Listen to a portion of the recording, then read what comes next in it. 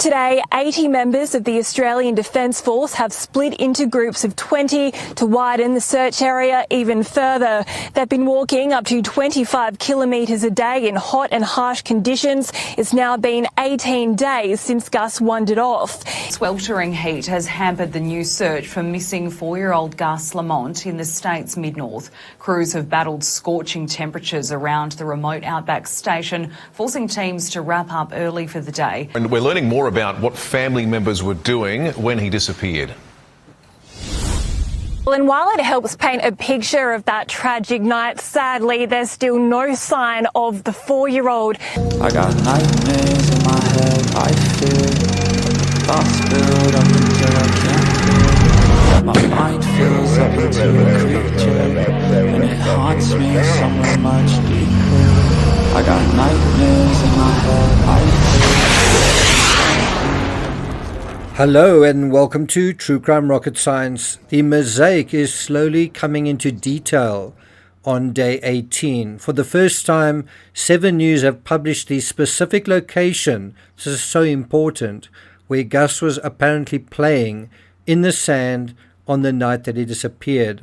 That was Saturday, 27 September, 18 days ago. When Gus was last seen playing in sand out the front of the homestead. We now know Gus's grandma was watching his little brother Ronnie inside, while his mum and another grandparent were 10 kilometres away looking after the station's sheep. The search radius for little Gus has now almost doubled. When it began, it was around 2 kilometres from the homestead. Now it's about 5 kilometres. Oak Park Station is around 45 kilometres from the Barrier Highway. Now there are 4 basic observations to make about this specific location. But before we get to that, if you haven't subscribed to the channel, please do. Make sure you have subscribed if you want to continue to receive notifications. Thanks very much to Bro Officially Done for your contribution. Thanks very much for that. If you're finding this analysis worthwhile and you've never hit the thanks button, now's your chance. And let's get started. So let's get to those 4 observations to make about the spot where Gus was identified, the specific area where he was playing in the sand. Right, number 1, the mound where Gus was playing is on the far side of the house, and it appears to be visually shielded not only by the mound itself, because he was playing on the other side of it, but by big trees situated between the mound and the main residence. Number 2, the mound is adjacent to a deep hole with a ladder going into it and nearby construction. Presumably the hole is what created the mound in the first place.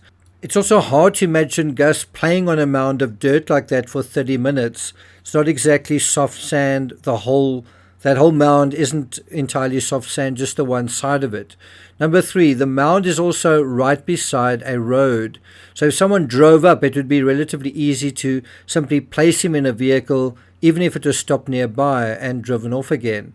And then number 4, apparently only one person was present at the house, Gus's grandmother. They're not 100% clear which grandmother at this point.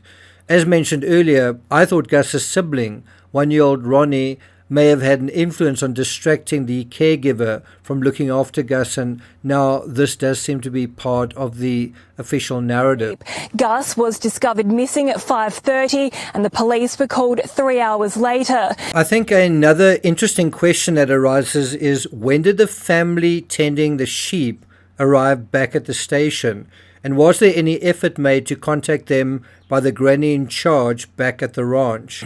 Also, what were the movements from the location 10 kilometers away, and which vehicles were present at the station? Which vehicles were not present and which vehicles were present? When did the one vehicle leave? When did the other vehicle return? Essentially, I think what we need to perhaps do is a reenactment of the movements that night. Where was everyone? Did the granny in charge use a vehicle to search for Gus as well? We are also getting more clarity on the intricate family tree that we are dealing with here. I do think there are a couple of question marks around that word married, with Jessica and Joshua. Although they're married, they don't seem to be even living together. So what is the situation? When do they see one another? When does Josh see his kids? What is the situation? What is the custodial arrangement? Now, for the first time Images of Gus's mother Jess and an old but clearer image of Josie have been seen in the media. It's also interesting to me that the little boy's dad has been described as the front man in a band, yet he couldn't be more in the background if he tried. Not only is he not even present in the family home, he's not deemed to feel the need to say anything, and we're approaching 3 weeks now. I mean, can one describe a musician as stoic? One would imagine people in a band are the opposite of stoic. One final aspect that's certainly worth pointing out is the grave of an infant that's also on the property, and I think it's quite near the house. This child doesn't seem to be related to anyone in this story, but what it is the grave of a child on the property. The child was aged 8 months old when he died. And so one wonders whether that has led to the kernel of an idea for someone. In the Chris Watts case, you had someone who chose to bury the remains of a family member on an oil site far from his home, but that particular oil site was also on a family farm known as Survey. Why did Chris Watts think that was a good location?